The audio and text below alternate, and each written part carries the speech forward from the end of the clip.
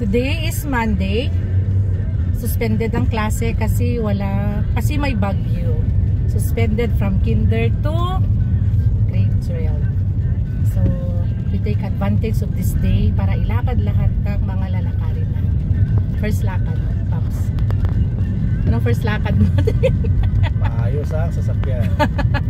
Paayos namin ang sasakyan kasi na clutch lining. Mabigat daw kasi yung paa ko sa clutch.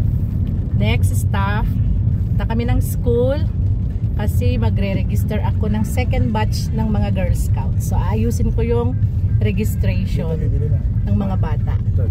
Dito tayo bibili.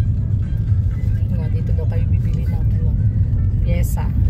So punta ako ng school, ayusin yung registration para ma-register ko na yung second batch ng mga Girl Scouts sa school.